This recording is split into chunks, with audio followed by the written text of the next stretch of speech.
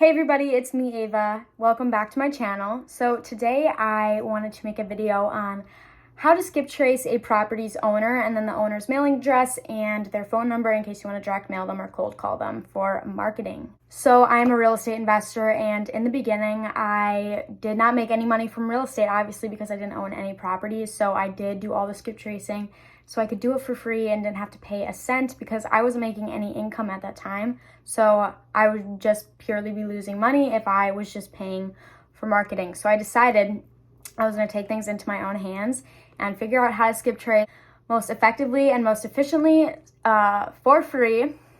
Free skip tracing information does sound super attractive, but I do want to warn you one thing, and that is it is super time intensive.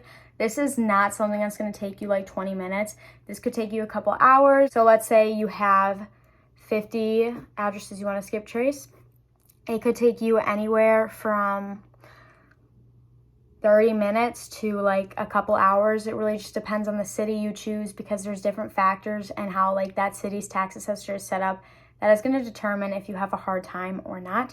So again, thank you for clicking on this video. I really do want to help you and show you how to skip trace some properties. So without further ado, let's get into the video. So I've broken down the process into 4 simple steps from start to finish. Let's just get on in with the first step. So step number 1 is to get the addresses that you want. So maybe you drove for dollars and you have a bunch of addresses on a list. That's how you got them. Or you went on, we used to go on Google Maps all the time and find like all the multifamilies in one area and just put them on a list.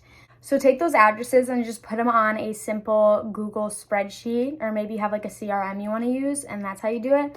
But whatever you choose, just get them down somewhere where you know they're going to be organized. Step number 2 is to go to that city's tax assessor. So if you just look up like Milwaukee County tax assessor, it could be the city or the county. So if let's say like your specific city doesn't work, just look up the county that city is in, and then you should be able to find at least one tax assessor for that. There's going to be multiple tax assessors, so you're going to want to kind of just like pick and choose which one works for you the best and what one's the easiest one to use. Mainly just pick the fastest one. Basically, all you're usually going to have to do is type in the address. Sometimes it will ask you for like the owner's name, the parcel it's in, but if you just type in the address, usually you can get the information just with the address, and then some just ask for the address.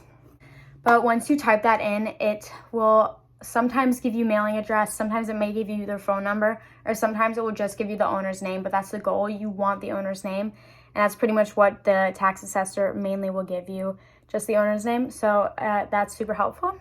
I'm so glad the tax assessor is a thing. It is honestly necessary for this process. So once you find a tax assessor that you love and is efficient, you're going to take the information that the tax assessor gives you. So let's say it is only the owner's name. You're going to put that in the spreadsheet as well, right next to the address. Step number 3 is getting their mailing addresses if you didn't from the tax assessor, and their phone numbers if you didn't get it from the tax assessor. So my favorite website is this website called fastpeoplesearch.com. It is free, it is fast, it gives you mailing address and number in a minute. So I love this. Look up their name, or the owner's name of the property address, and then you're also going to look up the city that property is in.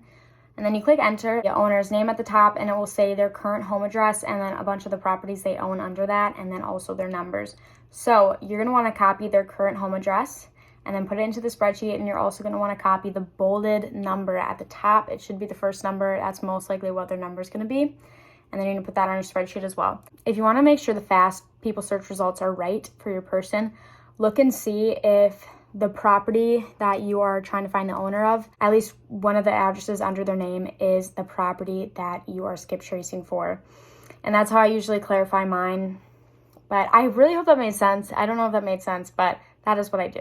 And then step number 4 is direct mailing them and cold calling them. So I personally take care of direct mail. My partner takes care of cold calling. I used to cold call, but I got out of that as soon as I delegated it to him.